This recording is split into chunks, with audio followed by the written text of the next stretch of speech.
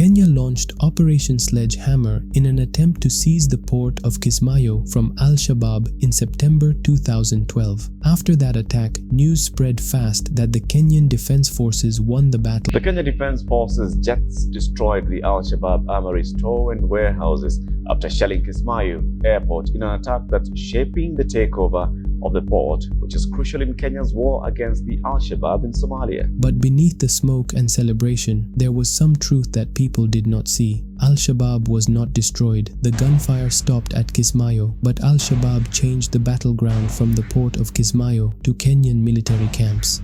Al-Shabaab militants on Friday morning attacked a Kenyan military base in the Somali town of Kulbiyo, an area that is located near Kenya's border with Somalia. Al-Shabaab resorted to guerrilla-style hit-and-run attacks where they hit Kenya and disappear instead of trying to fight with Kenya over territories. The question is, did Kenyan forces defeat Al-Shabaab at Kismayo, or did they displace them? To answer this question, let's zoom out first for some context. It's 2006, and following Somalia's civil collapse, a new force starts gathering. These are young fighters, clerics, and ex-students. They rally under black banners and call themselves the Youth, which means Al-Shabaab in Arabic. They grow out of the Islamic Courts Union, but they do not stay there for long. Soon, they break away, burning with a purer rage. They proceed to impose a strict form of Sharia law in the areas they control. Their stronghold becomes Kismayo because here they can earn a living by exporting charcoal and collecting port taxes and levies. However, they begin to collide with the fragile Somali government in Mogadishu, Western interests, and the African Union peacekeepers. They soon frame these entities as their enemies and start fighting them in what they call jihad. When Kenyan forces cross the border in pursuit of kidnappers, Al-Shabaab vows revenge. Their propaganda brands the invaders as enemies of Islam, while the world brands them as Al-Qaeda-linked fighters and a threat to stability in East Africa and beyond.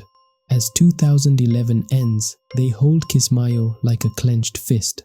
The port hums with stolen trade as their rule stands unchallenged. At the end of 2011, Al-Shabaab controls Kismayo, not knowing that Operation Sledge Hammer is being orchestrated by Kenyan soldiers.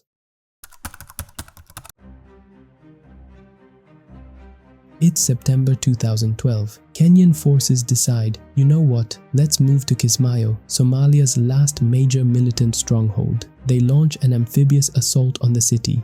By dawn, the city wakes to thunder. Residents hunker down in their homes, afraid to move or even cook. The Kenyan forces are backed by Somali National Army units as well as Ras Kamboni fighters, a local militia. At the start, they meet minimum resistance, but the deeper they go into the city, the more the Al-Shabaab fights back. Every street fight opens another wound. Shells hit warehouses and civilian casualties mount. At least 3 civilians are killed in shelling by Kenyan Navy ships as others flee the city amidst the war. By midday, smoke rises over the docks, where Al-Shabaab once collected charcoal taxes and port levies, the source of the money that kept their criminal operations alive. Kenyan commanders call it a decisive victory. We never had any challenges in terms of Al-Shabaab. Al-Shabaab have actually deserted Kismayo port city. They have actually deserted the area. So therefore, we never had any challenges.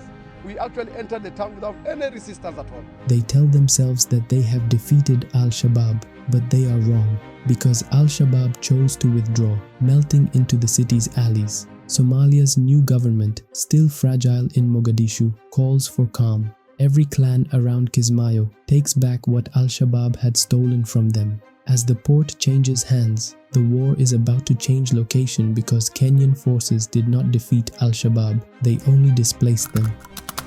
Analysts say that this was Al-Shabaab's strategy, that they were no longer interested in holding territory. They shifted to a guerrilla war in urban settings, allegedly following the advice of a guy called Omar Hamami, who advised them to use the hit-and-run tactic against Kenyan forces. Experts say that Al-Shabaab might have followed that advice because a few weeks later they started applying it, hitting Kenyan troops and disappearing into the bushes or mixing with civilians. 3 Kenyans are among 26 people killed in an Al-Shabaab terror group attack on a hotel in Somalia's southern port of the city Kismayo.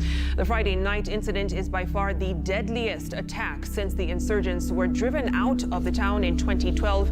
Marianne Nyambura with the details. Kismayo was meant to break Al-Shabaab, but instead became a turning point for the nature of the war. The war left over 71 people dead.